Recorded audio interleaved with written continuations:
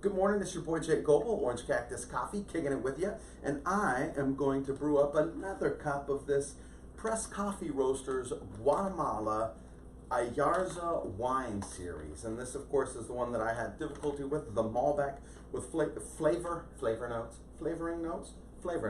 tasting notes of raspberry, chocolate truffle, and Malbec. It's a naturally processed, it's a very interesting coffee. And today I was gonna take a look at it. I brewed it in the V60. I brewed it in this blue bottle dripper. So here it is. It's a flat bottom. It's a single hole. It's got some ridges on the inside. It's a great dripper. It works even better if you use the actual bamboo filters that Blue Bottle sells. They're a little pricey, so I don't have them.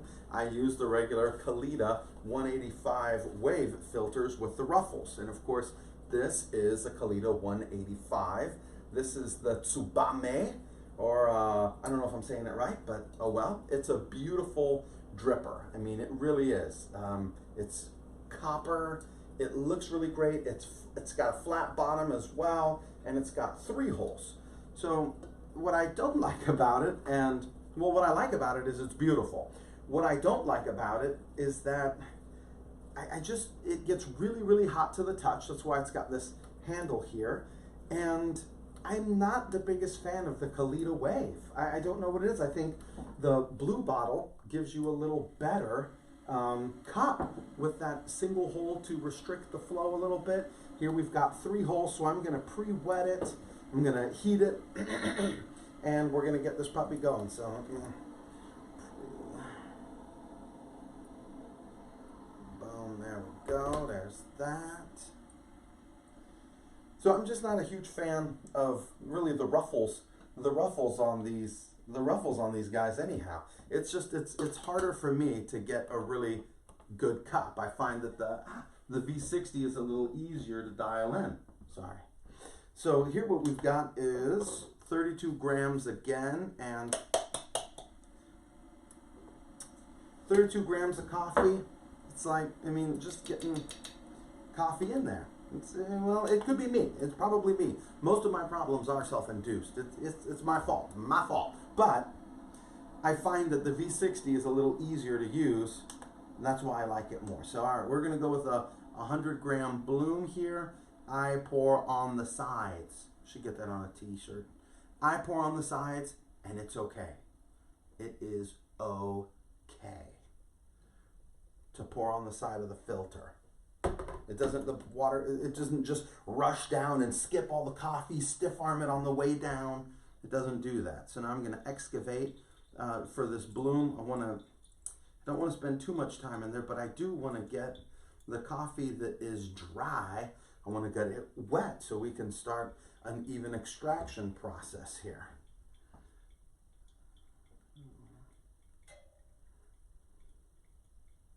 I'm going to go really slow to get to 500. Plus, I got some coffee on the way, some special coffee on the way that required the use from the roaster, recommended it on the Kalita Wave, so I had to go pull the Kalita Wave out of mothballs. I had to dust it off as well because, to be honest with you, I don't use it that much. I tried to give it away. To somebody. I let them borrow it. It's an expensive dripper. It's a lot of money. The copper one here, and so he ended up giving it back. He's like, yeah, it's not that great a dripper. Either that, or he was a little uncomfortable about getting a gift that was expensive. I don't know. We've all got our hang-ups, but in this case, I think it was just the fact that just using it, I find challenging, and I don't like the lack of control, or for me, the perceived lack of control over the process.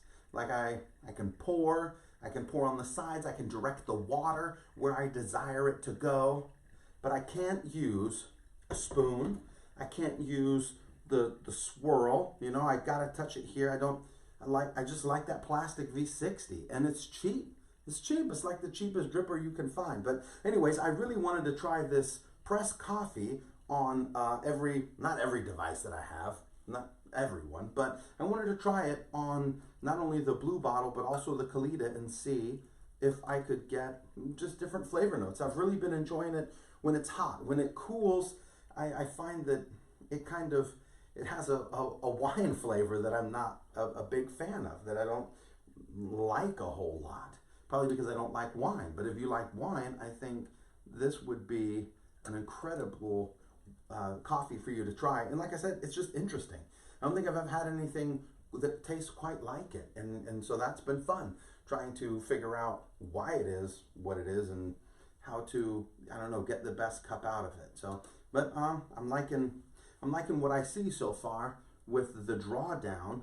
I'm liking the drawdown better on the Kalita than I did on the blue bottle. In fact, I'm getting that wet sand. I'm getting that flat bed wet sand. I don't know if you can see it. I'm gonna try and show it to you.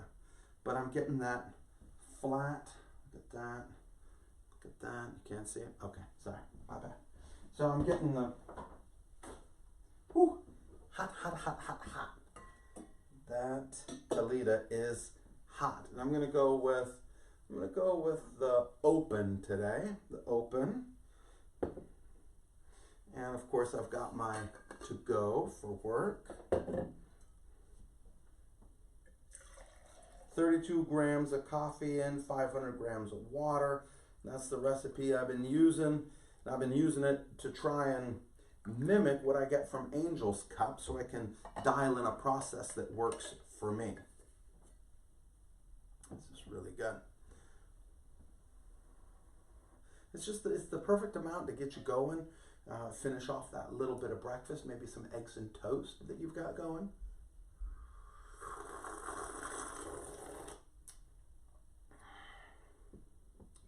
So I'm getting a little bit more wine right away, right in the beginning. It's still good. I like it hotter still, but it's quite a bit of wine flavor right away.